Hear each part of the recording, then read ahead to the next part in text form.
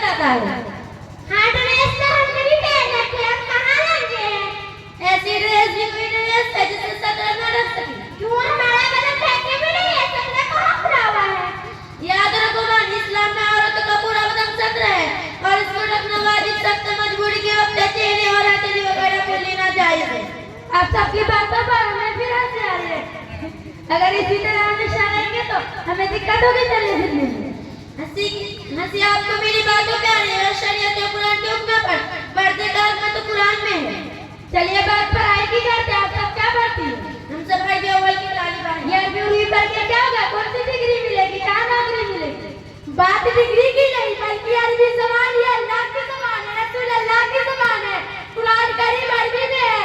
अरबी हम इसलिए पढ़ रहे हैं ताकि कुरान को सही तौर पर समझ सके और दीन का इल्म हासिल कर सके। हम स्कूल में पढ़ते हैं तो क्या हुआ? दीन का इल्म हमें भी है। दीन का क्या इल्म है आपको जरा बताए? वो पानी जिससे पानी हासिल करना जायज है वो कितने तरह का पानी है? कितने तरह का पानी है ये तो पता नहीं। चले ये बताओ निजात-ए गलीज़ा और निजात-ए खफीफा की तारीफ क्या है? ये क्या है? हमें इसका नॉलेज नहीं। चलो बताओ नमाज के शराइत, गुस्ल के फराइज, वज़ू के फराइज ही बता दो। गुस्ल के फराइज तो 3 है मगर नमाज वगैरह के शराइत हमें मालूम नहीं।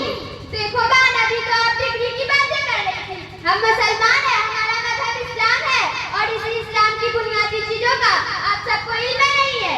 लेकिन इस उम्र में मकतब में जाकर पढ़ना कुछ ठीक नहीं है। क्यों बहन? इस उम्र में मकतब में पढ़ने का क्या मतलब है? बहन मैं ये कहना चाह रही हूँ कि मकतब में तो छोटी लड़कियाँ पढ़ती है। यही सोच आपके और हमारे समाज की गलत है। याद रखो पढ़ने की कोई उम्र नहीं होती है। भला ये बतलाओ के 13 से 18 20 साल की लड़कियाँ स्कूल कॉलेज जाकर अपने घरों से मील दूर जा सकती है जिसका सिर्फ दुनियावी फायदा है। तो हम अपने गाँव के मस्जिद में दीन का इल्म हासिल क्यों नहीं कर सकते? बिल्कुल कर सकते हैं और इंशाअल्लाह जब तक फारिग नहीं होंगे तब तक करते ही रहेंगे। आज का दौर कहां से कहां पहुंच गया और आप लोग वही पुरानी बातें कर रहे हैं। पुरानी बातें नहीं है बहन, याद रखो हमारे नबी ने फरमाया इतना दीन का इल्म हासिल करना हर मुसलमान मर्द औरत पर फर्ज है। हर मुसलमान मर्द औरत पर फर्ज है जिसे दीन की बुनियादी बातों का मालूम हो जाए। आप लोगों को दीन की बुनियादी बातों का भी इल्म नहीं है। लेकिन सर आजकल वैल्यू डिग्री की है नहीं। फिर वही डिग्री भला ये तो बतलाओ कि आप स्कूल में कौन सी क्लास में मैं हो? 8th में हूँ। हाँ बहन याद रखो चाहे 8 में हो या 10 में। अब तो हमने सुना है कि मैट्रिक भी खत्म होने वाली है, फिर इंटर का क्या वैल्यू रहेगा? और हमारे तुम्हारे वाली तो इतनी ज्यादा मालदार नहीं है कि कहीं ग्रेजुएशन करवाए या कोई डिप्लोमा दिलाए। इसलिए मेरे समझ में तो इतना है कि बस इतना हिंदी इंग्लिश जान ले के कुछ लिख पढ़ सके, बस किसी का मोहताज न रहे और दीन का इल्म पूरा पूरा हासिल करे। कुरान जो अल्लाह का कलाम है उसको समझने की कोशिश करे। याद रखो बहन एक औरत अगर दीन का इल्म पढ़कर दीनदार बन गई तो उसके आने वाली नस्लों को फायदा होगा। बड़े लोगों का कौल है कि एक मर्द पढ़ता है तो एक फर्द पढ़ता है और अगर एक औरत पढ़ती है तो साधना पढ़ता है। हाँ बात है तो कुछ आपकी ठीक लग रही है। याद रखो बहन मर्द अगर दीनदार है तो दीन का इल्म घर के दरवाजे तक है और अगर औरत दीनदार है तो दीन का इल्म घर के अंदर है। और ये दीन की बुनियादी बातों का इल्म है। ताकि नापाकी का मसला पढ़ना मर्दों से ज्यादा औरतों के लिए जरूरी है। याद रखो बहन अगर औरत दीन का इल्म सही तौर पर हासिल नहीं करी तो नमाज भी सही नहीं होगा, दूसरे अमाल। इसलिए दीन की बुनियादी बातों का इल्म है दुनिया और आखिरत दोनों के लिए जरूरी है। लेकिन पर आज हमारे समाज का जो माहौल है वो ये सोचते हैं कि बेटी ज्यादा किसी तरह कुरान शरीफ पढ़ा दो बस।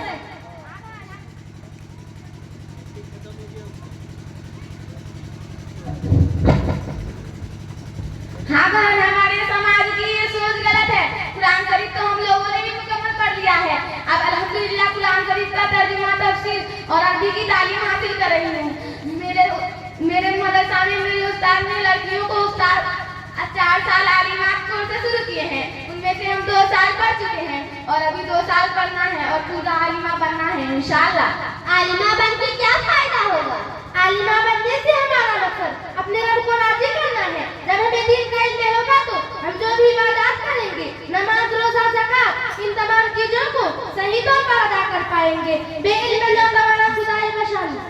बातें तो आप लोगों की हमें समझ में आ रही है